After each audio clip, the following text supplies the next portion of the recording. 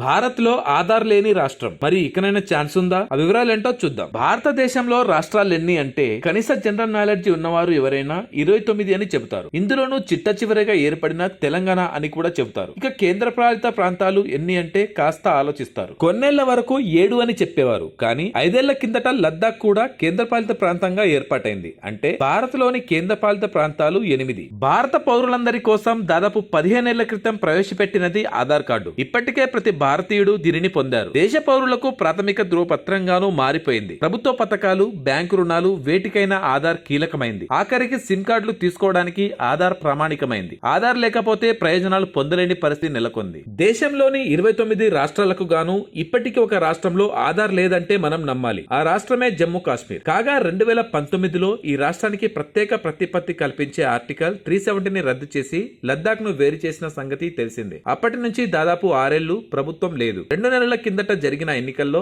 National conference Congress కూటమి గెలుపొందింది. కాశ్మీర్ ప్రజలకు ఇప్పటికీ ఆధార్ కార్డులు లేవు. కుంకుమ పువ్వు పంటకు ప్రసిద్ధిగాంచిన కాశ్మీర్ కు పాకిస్తాన్ తో సరిహద్దులున్నాయి. గతంలో చైనాతోనూ సరిహద్దు ఉంది. ఉగ్రవాదులు మరియు చొరబాటుదారుల ముప్పు ఎక్కువ. ఉగ్రమూకలు దాడులకు పాల్పడుతుంటారు. భద్రతా బలగాలకు సవాలు విసురుతుంటారు. భద్రత కల్పించడం రక్షక దళాలకు కత్తి మీద సాము. ఈ నేపథ్యంలోనే భద్రతా కారణాల దృష్ట్యా జమ్మూ కాశ్మీర్ లో ఆధార్ కార్డుల జారీని నిషేధించారు. నకిలీ ఆధార్ కార్డులను సృష్టించి చొరబాటుదారులు ప్రవేశించే ప్రమాదం ఉండటంతో ఆధార్ జారీని నిలిపివేశారు. ఇక్కడి ప్రజలకు గుర్తింపు ప్రయోజనాల కోసం ఇతర ధృవపత్రాలను ఇస్తున్నారు. కాగా కాశ్మీర్ లో కొత్త ప్రభుత్వం ఏర్పడినా ఇప్పటికైతే ఆధార్ జారీ కష్టమే. Thanks for watching.